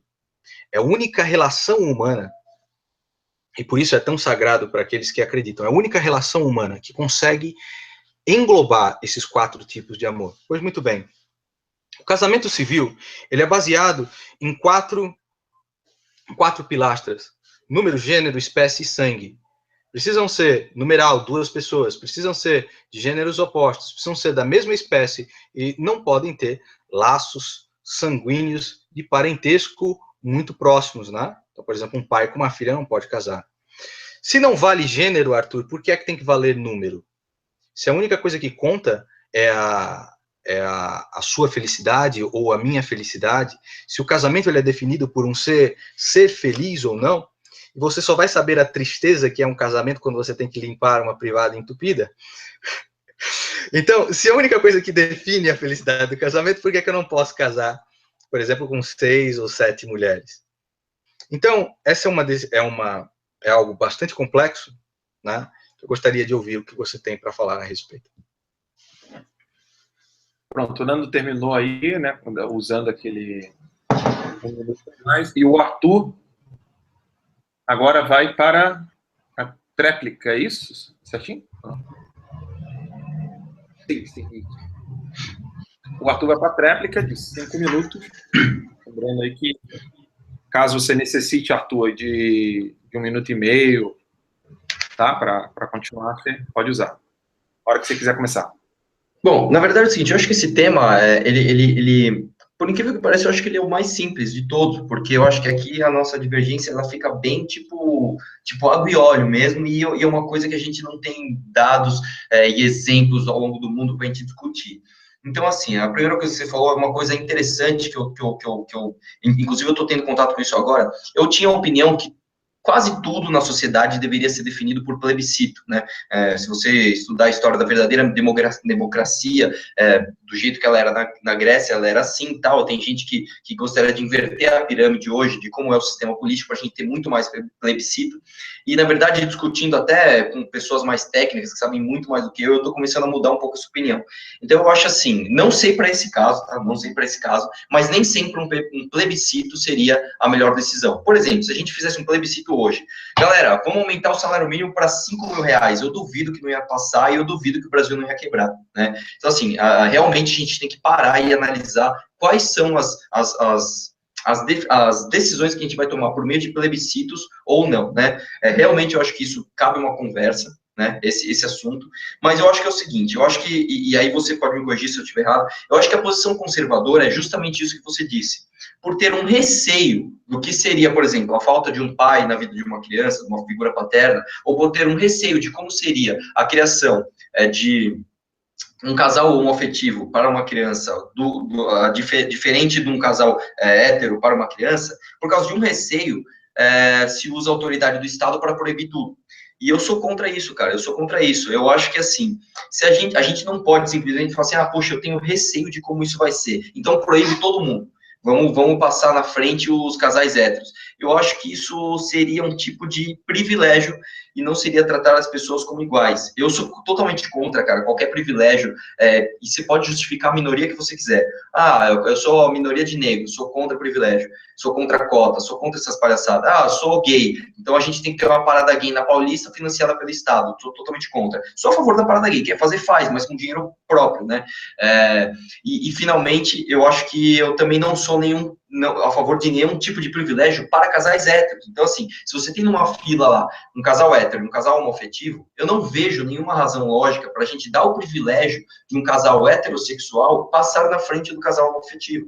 Porque a gente pode ler diversas definições de amor, o eros, a ágape, a filia, enfim, pode ler tudo sobre isso, só que eu acho que o Estado não é ninguém para definir qual é o tipo de amor mais válido. E aquela história, cara, como eu já falei, eu acho que até nesse bate-papo aqui, uma injustiça a favor da maioria ainda é uma injustiça. Então, assim, se você pegar e falar assim, não, poxa, de acordo com a pesquisa aqui, nós temos 20% a mais de casos de crianças que se tornam tristes quando são adotadas por casais homoafetivos, então vamos proibir todos os casais homoafetivos de adotarem. Eu acho que isso não justifica, principalmente quando você está cedendo um privilégio a um casal heterossexual de pular a fila de quem é um casal homoafetivo que tem muito amor para dar e quer adotar uma criança ou usar uma barriga de aluguel, sei lá. Acho que a gente fugiu um pouco do tema, que era o barriga de aluguel especificamente, mas, cara, eu acho que tá legal o bate-papo, acho que meu raciocínio é basicamente esse. Se tiver mais alguma coisa aí sobre isso que eu posso falar, me pergunte, por favor, que eu me perdi um pouco nesse tema, cara. Falta um minutinho para ele, Nando, se você quiser falar alguma coisa. Beleza, pode pegar um minuto. Se eu necessitar desse minuto, eu vou usar. Se eu tiver esse minuto, é quanto? 1 minuto para mim, é isso? É mais? 2 minutos de consideração final agora. É para mim a consideração final? Alain, tá me ouvindo? 2 minutos de consideração final. Tá, eu posso usar esse minuto extra, ter 3? Arthur? Beleza. Tá bom, deixa eu só reiniciar aqui meu cronômetro, cara, para que eu possa ter um bom poder de síntese aqui. Só um instante antes de começar a contar. Valendo. Bom, a gente teve um caso no Fantástico há pouco tempo, onde era proibido esse casal ter esse filho na França, e eles vieram para o Brasil. O que eles fizeram? Eles fizeram uma mistura entre o esperma do par, né, e colocaram esse esperma na própria mãe de um dos rapazes.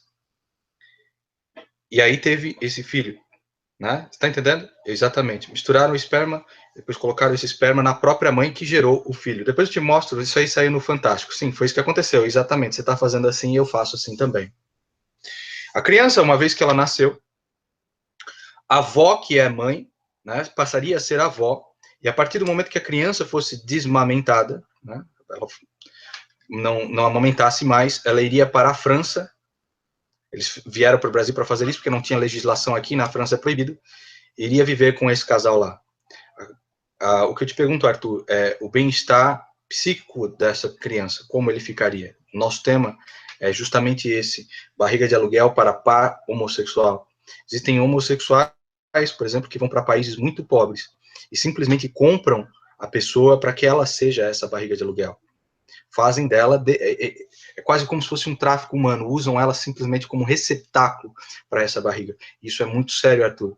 E isso me preocupa imensamente, não só pelo psicológico da criança, mas por um mercado novo que pode se abrir, e é um mercado que explora a miséria humana.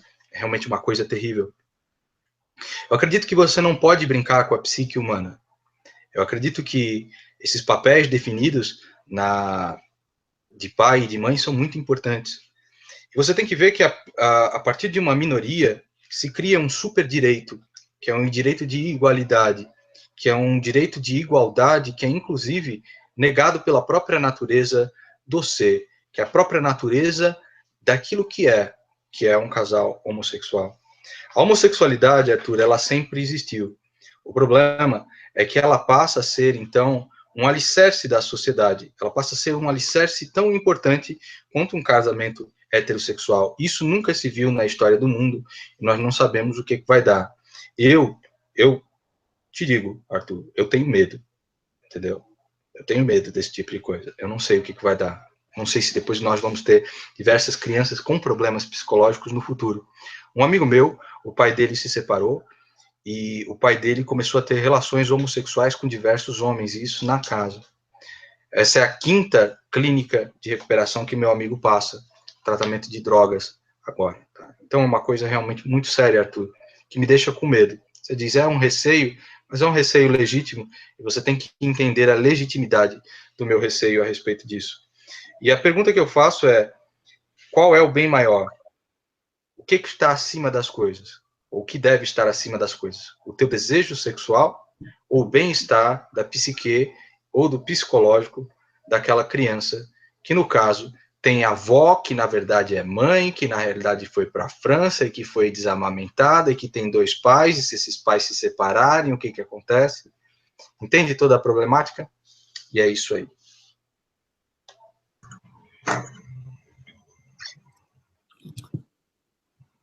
Arthur, bem, o debate já chegamos à conclusão. Arthur, tá aí? Tá aberto o meu microfone agora. Beleza. O debate chegou ao final, nós temos agora os 3 minutos de encerramento, onde cada um vai falar. Eu quero agradecer aos 2 canais, né? O Mamãe Falei é 3 vezes maior do que o Terça Livre, e o canal do Nando Moura 10 vezes maior do que o Terça Livre. Mas a gente agradece aí. Foi muito legal ter vocês aqui, e eu espero que 2018 seja assim, né, cara? Do debate político, os comunas tudo do lado de fora, e a gente tendo que debater moral e ética aí, deixando um Estado mínimo, deixando de roubar o brasileiro de bem. Que muitos comunistas são a favor do livre mercado, né? O próprio Lenin era a favor do livre mercado. Sim. A China hoje faz festa com isso. Mas... Ele abre primeiro e depois fecha, Arthur. Lenin abre primeiro o mercado, entra o capital e depois ele fecha esse capital, e aí, é claro, a gente sabe que dá uma merda gigantesca. Mas vai lá, fala aí. Acho que tem uns 3 minutinhos aí.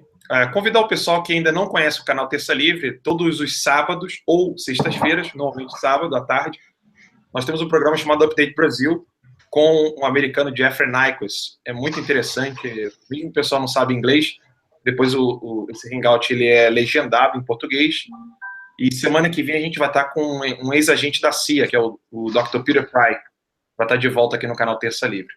Então, aproveitando aí só para divulgar o pessoal. Arthur, 3 minutinhos aí. Beleza. Galera, é o seguinte, eu só falar uma coisa aqui, eu vou tentar responder rapidinho aqui. Uma coisa interessante que ele me falou sobre natureza, tal, o que é o que não é natural, e eu não sei, sinceramente, a sua opinião. Eu acredito que a homossexualidade é algo natural, está dentro da natureza, inclusive tem animais que são homossexuais, e tem animais que praticam sexo simplesmente por recreação. O golfinho é um exemplo disso. Eles são gays e gostam de fazer sexo, mesmo que não é para reproduzir. Então, eu acho que isso é uma coisa natural. Quando você me pergunta sobre o desejo sexual, se está acima da psique humana, de jeito nenhum. Mesmo porque se eu falasse que sim, você ia falar, não, então peraí, então o estuprador pode estuprar uma criança, porque o desejo sexual dele conta mais do que a psique da criança? De maneira nenhuma. O que eu acho que é o seguinte, a orientação sexual dos pais não necessariamente está ligado diretamente ao carinho que ele vai dar para uma criança, a base psicológica que ele vai dar para uma criança. E no caso que você falou do seu amigo, cara, que o pai dele saiu dando a bunda aí geral, eu acho que é o seguinte, cara, é uma coisa muito traumática, mas é o seguinte, cara, se fosse a mãe dele, seria uma relação heterossexual, eu acredito que ele teria o mesmo trauma. Se a mãe dele, de repente, se separasse do pai e saísse tendo vários parceiros sexuais, dentro da própria casa, inclusive, cara, eu acho que isso seria uma coisa igualmente traumática. Em relação ao debate, é o seguinte, cara, eu acho que ficou bem claro aqui qual que é a diferença e eu não quero ser preconceituoso, mas qual que é a diferença de um debate mais voltado para a direita do que um debate mais voltado para a esquerda. Se o Nando Moura fosse um cara de esquerda, isso eu tenho certeza que aconteceria, a partir do momento que eu falasse para ele alguma coisa que ele não concorda, e aí eu acho que é o seguinte, a gente tem um problema econômico desse tamanho, de liberdades econômicas, e um problema de liberdades individuais desse tamanho. Hoje a gente discutiu essa pautinha aqui. Se a gente estivesse discutindo a grande, por exemplo, eu sou rotulado hoje como cara do FGTS, que é uma coisa até legal. Se eu fosse contra e o Nando Moura a favor, e ele fosse um cara de esquerda, eu falaria para ele, eu sou contra a FGTS. Automaticamente ele ia falar, tá vendo? Você quer escravizar os trabalhadores, tal, tal, tal. E é por isso que o debate com a esquerda é tão, mas tão difícil, cara.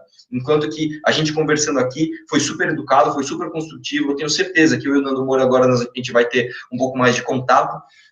Eu vou refletir sobre um monte de coisas que eu anotei aqui, que ele falou, tá tudo anotado aqui. Eu espero que ele reflita sobre algumas coisas também, sobre o exemplo do velhinho lá na casa dele, querendo usar a cocaínazinha dele lá.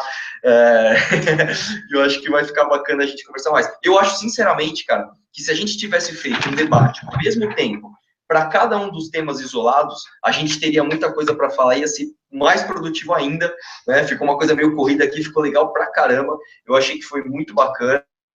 Não conhecia ele tanto quanto eu conheci agora, achei demais, e eu acho que, poxa, cara, tô de cabeça aberta aí pra gente conversar sobre qualquer tema, a hora que você quiser, acho que vai ser bem bacana. Acho que é isso, gente. Maravilha. 8 segundinhos aí para terminar. Nando, suas considerações finais aí. Beleza, então vamos lá. Bom, a respeito de natural, cara, eu falo em natural sobre o aspecto da ótica da filosofia tomista, tá? Não aspecto natural daquilo que seja laico, tá? Uma das coisas que você fala é, sim, cara, as práticas heterossexuais são motivo de escrutínio das pessoas, entendeu? Então, se você sai por aí pegando uma porrada de mulher, os caras vão falar, galinha. Né? Então, as práticas heterossexuais também estão sob escrutínio de todas as pessoas, assim como as homoafetivas também. Estão sob o escrutínio das pessoas. Então, como nós chegamos nesse ponto de convergência, né? Acreditamos que o bem-estar, a psique daquele ser, está acima de tudo. Resumindo o debate, agradeço ao Arthur, a presença dele, agradeço ao Alan, o pessoal do Terça Livre, se inscreva no canal do Terça Livre. Eu acredito que, para todos os temas, o Arthur não demonstrou argumentos que me façam mudar de posição, não mostrou bons argumentos em aborto como método anticonceptivo, não em religião e política, liberação das drogas sintéticas, barriga de aluguel, em casais homoafetivos, e vocês em casa devem fazer as suas reflexões a respeito disso, porque o mais importante aqui são vocês. São mais de 20 mil pessoas vendo isso agora. Quando for para o meu canal, quando for para o canal do Arthur, serão quase 500 mil de pessoas observando esse debate.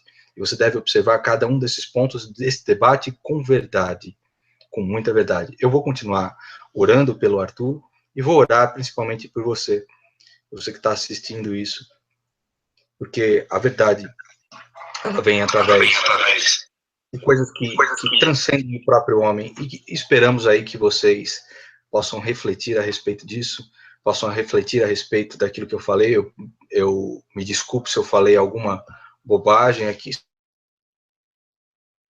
espero que não, possam dedicar o pensamento de vocês.